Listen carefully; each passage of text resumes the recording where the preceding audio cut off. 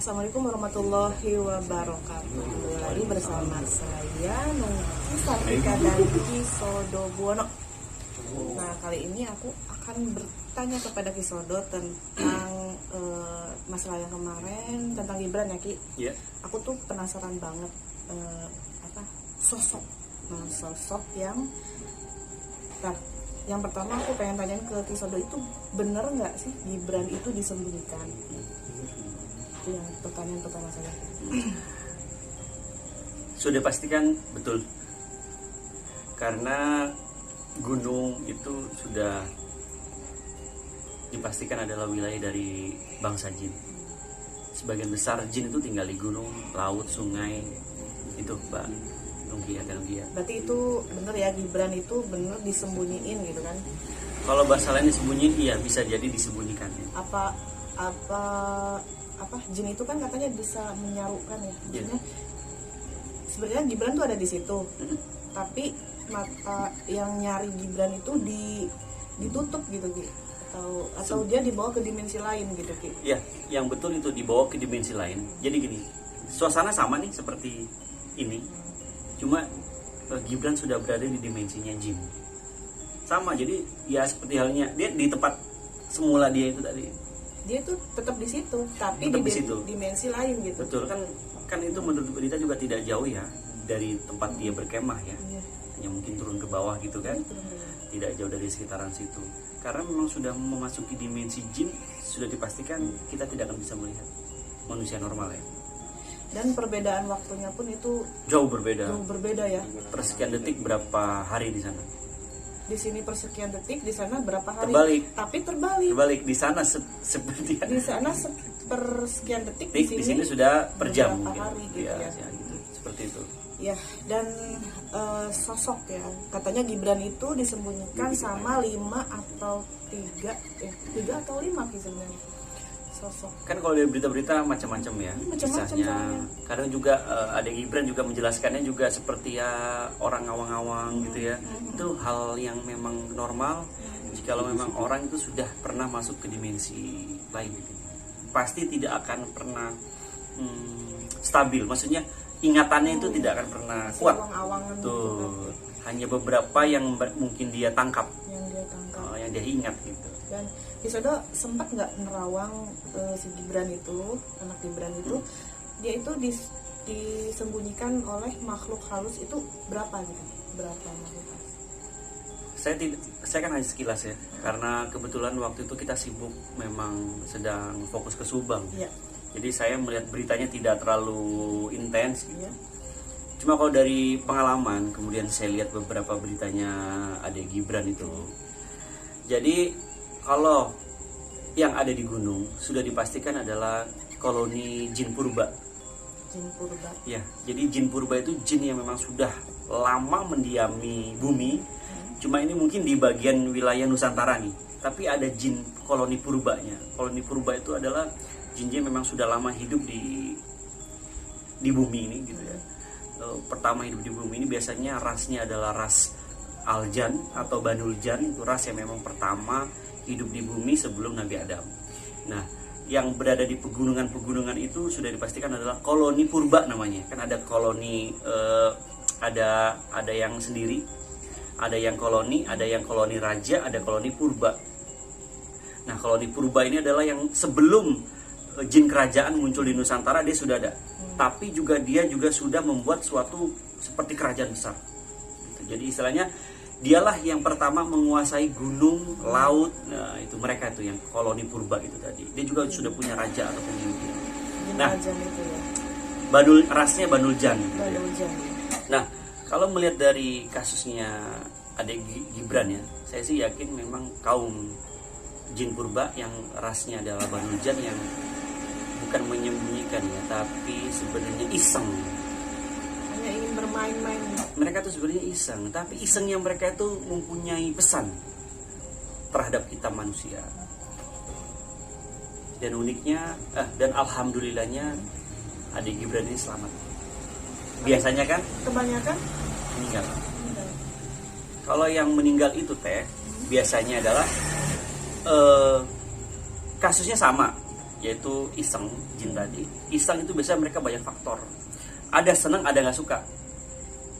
Mungkin kalau Gibran ini adalah karena senang.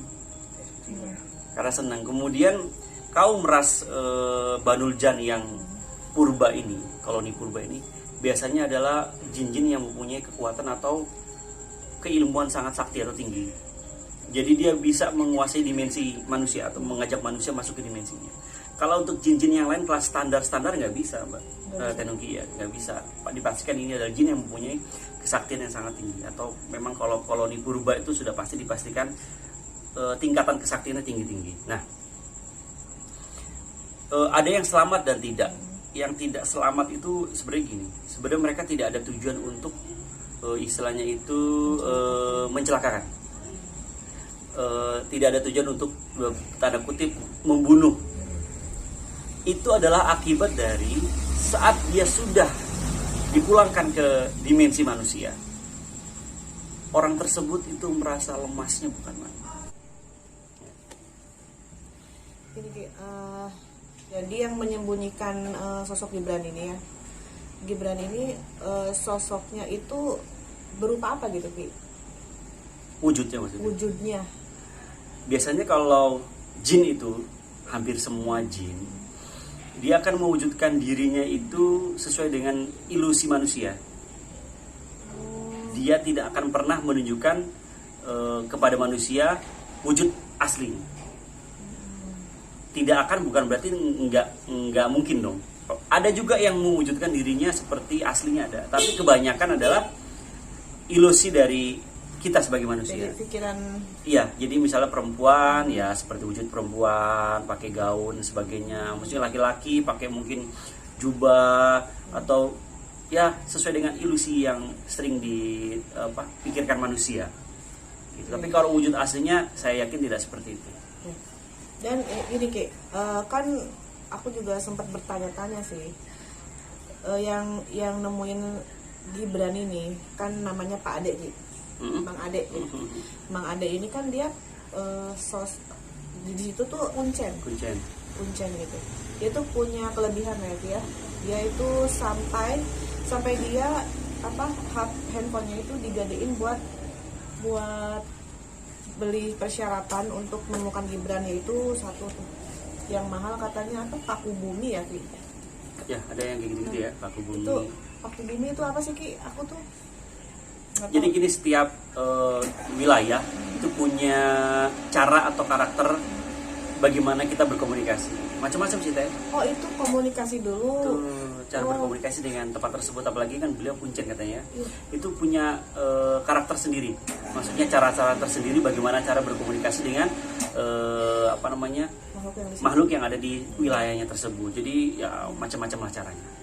Jadi itu makhluk yang tersebut itu minta paku bumi itu, atau emang kalau mau menemukan orang itu harus pakai itu? Bukan gitu. Minta, tapi itu cara berkomunikasi. Cara kita bisa sedikit masuki wilayah dimensi mereka. Jadi ada syarat mungkin yang memang biasanya kuncen-kuncen itu tahu. Gitu loh. Jadinya ya alhamdulillah. Berarti secara tidak langsung di Ade Gibran ini bukannya ditemukan, bukannya dia sudah dikembalikan ya, tapi si Mang Ade ini mungkin coba untuk berkomunikasi dan masuk ke dimensi ya. Akhirnya ketemu si Gibran itu. Ini kan setelah ditemukan nih Gibran, dia kan lemas gitu kan, dikasih makan dulu sama Mang Ade, dan di situ pun Mang Ade udah firasat nih Gibran bakal ditemukan. Dia pun bawa bekal untuk Gibran. Ya kan? Dia udah yakin Gibran tuh bakal ditemukan hari itu. Betul. Nah, dia kan nggak bawa peralatan, Ki. Sedangkan kita lihat tuh di video tebingnya tuh, jurangnya tuh bener-bener kayak gini, Ki. 90 derajat ya. Sangat curam gitu ya. Itu dia nggak pakai tali, nggak pakai apa, bisa naik, Ki.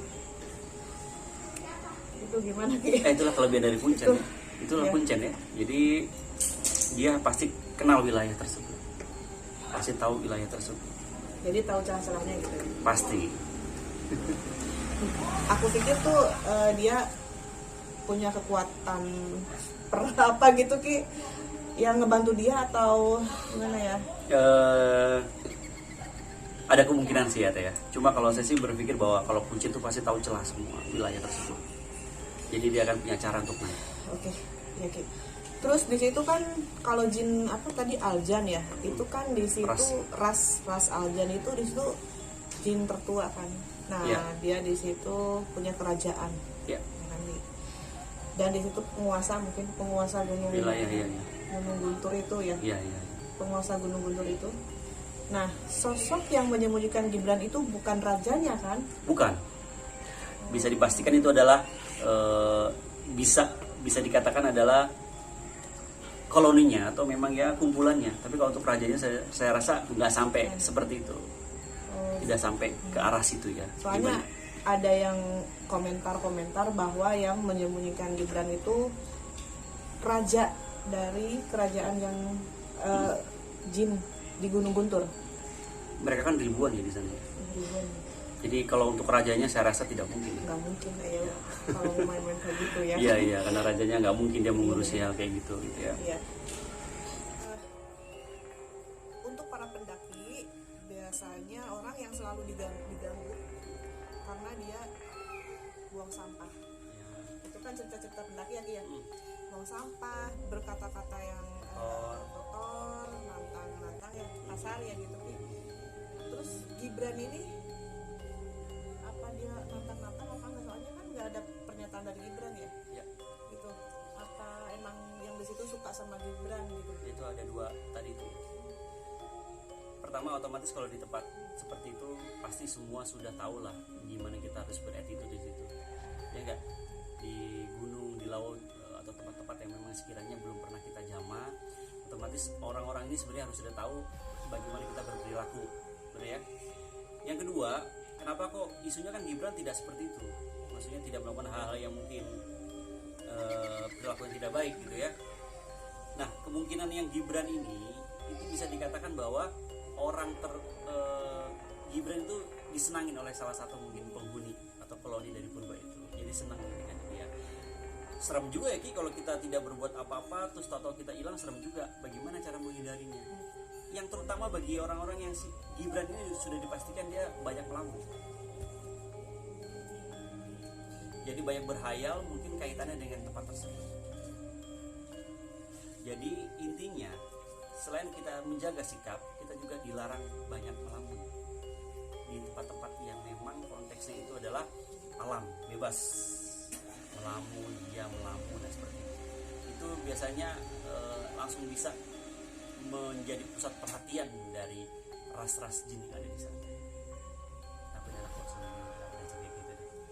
padahal lagi tidak melakukan apa-apa kan. Makanya kalau kita naik gunung itu ya sudah dipastikan kita harus fokus, kita tujuan untuk apa ke sana, manfaat kita ke sana untuk apa dan sebagainya harus jelas. Jangan sampai sudah sampai sana hanya melamun, bengong dan sebagainya. Itu hindari.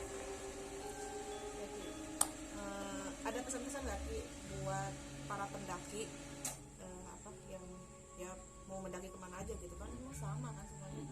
Jadi ada pesan-pesan nggak buat? Terutama yang tadi ya kita barusan bahas itu, perilaku yang baik. Kemudian siapkan mental, fisik terutama. Kemudian jangan sampai lapar, karena kan kalau pedagang itu otomatis kan perlu banyak menguras tenaga gitu ya.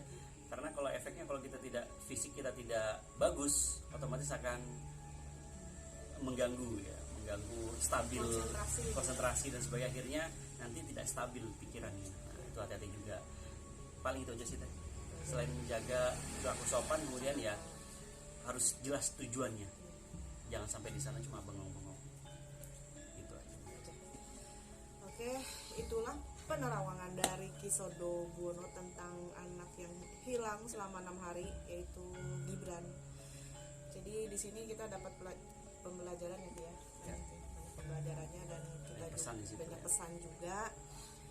Ya, Ki, terima kasih banyak untuk hari ini. Pokoknya semoga Ki Sodo dan teman-teman semua sehat selalu dalam lindungan Allah Subhanahu wa taala. Amin. Terima kasih. Assalamualaikum warahmatullahi wabarakatuh.